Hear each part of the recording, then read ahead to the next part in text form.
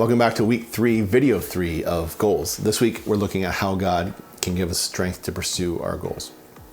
We read in Nehemiah chapter 4 verses 1 to 3, this account.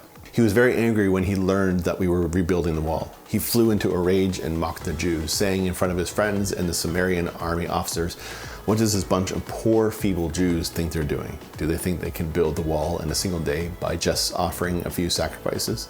Do they actually think they can make something out of stones from a rubbish heap, and charred ones at that?" Tobiah the Ammonite, who was standing beside him, remarked, "That stone wall would collapse if even a fox walked along the top of it." These guys were degrading. They were bullies. These guys, they called the community weak.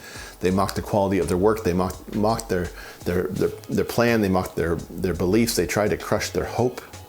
Even though Nehemiah and his team were being obedient to God, they still had to deal with haters. We read of the bullies. We also read how Nehemiah and his team handled his opposition and frustration. And there's a lesson here for all of us. Nehemiah says this, "Then I prayed, hear us, O God, for we are being mocked.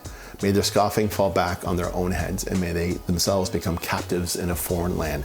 Do not ignore their guilt. Do not blot out their sins, for they have provoked you to anger here in front of the builders."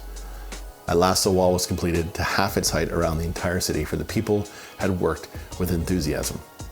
There's so much to talk about in this verse, but here's a few things that I noticed that I want to point out. First of all, Nehemiah didn't get distracted. He didn't fight with these guys. He didn't add to their drama. He didn't even respond to them. Secondly, Nehemiah just simply prayed. He asked God to hear his prayers about what he was going through, about what he was feeling. And he wanted these guys to be punished bad. Thirdly, Nehemiah kept going. He and his team, they kept building. No matter what those guys had to say, they rebuilt the wall to half of its original height. That's a big deal. And everybody gave what they could. They gave their strength, their time, their ideas, maybe even their money. This was a community event. Tomorrow, we're going to read on and read what happens when the negativity just won't stop.